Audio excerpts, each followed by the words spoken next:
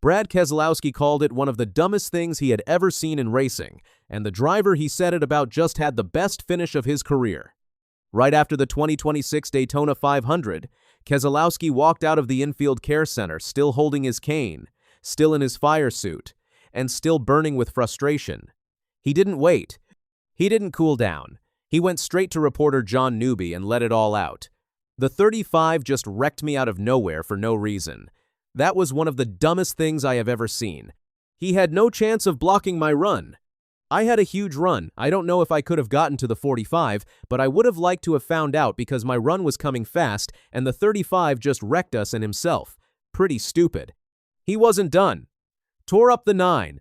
Tore up the 22. A bunch of cars that didn't deserve to be wrecked. Very, very stupid. Strong words. But to understand just how much this hurt, you need to know what Keselowski went through just to be at that race in the first place. Back in mid-December, Keselowski went on a family ski trip in Boone, North Carolina. He wasn't even skiing. He was simply stepping out of his car to drop his daughter off for ski lessons when he slipped on ice and broke his femur, the large bone in your upper leg. The injury was so serious that it required immediate surgery, with a titanium rod placed inside his thigh. He said it was the worst pain I ever went through, and for the first few weeks after the accident, there was a real question of whether he would ever walk again, let alone drive a race car. He missed the Cookout Clash exhibition race entirely. It wasn't until a 50-lap test run in Charlotte that he felt confident enough to return. Doctors cleared him on February 9th, just 6 days before the Daytona 500.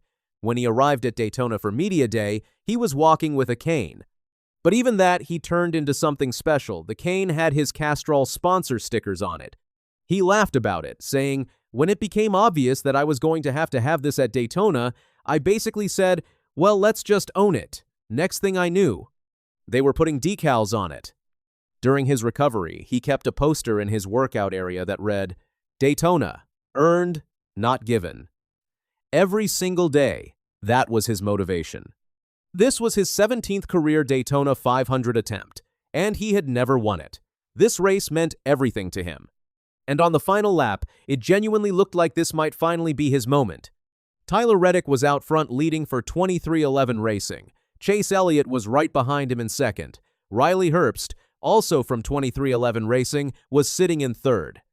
And Keselowski was charging hard on the outside, getting a massive run coming off turn 4. He was moving fast, the kind of speed that turns heads and wins races. Herbst saw Keselowski coming.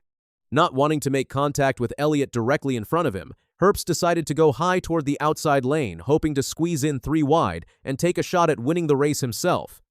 The idea wasn't crazy, the timing was. He was just a fraction of a second too late, and he drove straight into the side of Keselowski's charging car at around 192 miles per hour. The wreck was instant and violent. Cars went spinning in every direction. Elliott's number 9, Joey Logano's number 22, and several others were all collected in the chaos. Reddick, already clear of the mess, cruised through and took the checkered flag. Just like that, it was over. Keselowski finished 5th. Herbst finished 8th, actually a career-best result for him. But Keselowski wasn't thinking about top 5s. He was thinking about what almost was. Herbst gave his side of the story to Fox Sports reporter Bob Pockrass and kept it honest. "I went to pop 3 wide to make it a photo finish, and it must have been a matter of inches. I wasn't trying to make a move to go to second. It's fractions of a second. We're trying to win the Daytona 500. Brad will tell you it's a matter of inches, and we were on the wrong side of inches." Chase Elliott, who also lost his shot at winning, was clearly hurting too. This really sucks to be that close and come off turn 4 with the lead and not finish it off. But that's part of this event, and unfortunately, we were on the bad end of it today. It was Elliott's 10th Daytona 500 without a win. NASCAR analyst Jeff Gluck from The Athletic went deep into the race tape and gave his honest assessment on the Teardown podcast. "I think Keselowski might have won that race. He and Reddick would have sucked the air off of each other and done aero stuff while Keselowski came on the outside, and I think he had a push, too. The feeling among many fans and analysts was the same. Keselowski had a genuine shot, and it was taken away." Then Denny Hamlin, NASCAR driver and co-owner of 23XI Racing, the team Herbst drives for, went on his podcast, Actions Detrimental, and pushed back hard. Hamlin argued that Keselowski was never actually going to make it. The number 6 was not getting there. We are living in fairy tale land if anybody thinks the number 6 was getting there. That did not sit well with people. Even Hamlin's own co-host, Jared Allen, challenged him on it, pointing out that Keselowski's momentum was clearly visible. Freddie Kraft, spotter for Bubba Wallace and part of the wider 23XI family, pushed back directly at Keselowski's comments on the Door Bumper Clear podcast. Kraft reminded everyone that Keselowski has his own history of aggressive moves at superspeedways. Listen, yes, Riley made a bad block in a split-second decision trying to win the Daytona 500. He was just trying to get to the outside of the 9. For him to say that TJ was going nuts on the roof, and I'm like, you guys have torn up more stuff at these races pushing and blocking than anybody else. Tommy Baldwin, competition director at Rick Ware Racing, stood right beside Kraft on this one. I love Brad Keselowski, but how many cars has he wrecked on super speedways? I mean, come on. Both of those points landed. Keselowski absolutely has a reputation for being aggressive at tracks like Daytona and Talladega.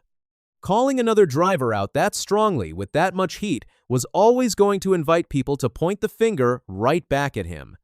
As for NASCAR's official decision, no penalties were handed out to anyone. Not Herbst, not Keselowski, not a single driver involved in the final lap crash. NASCAR reviewed everything and ruled it was a racing incident.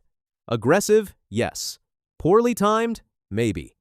But not a violation of any rules. So here is where everything stands. A man who wasn't sure he'd walk again raced through a broken femur on his 17th Daytona 500 attempt, had real momentum to win it all, and was taken out 100 yards from the finish line. He called it one of the dumbest things he has ever seen. Herbst says he was just trying to win. Hamlin defended his driver and took heat for it.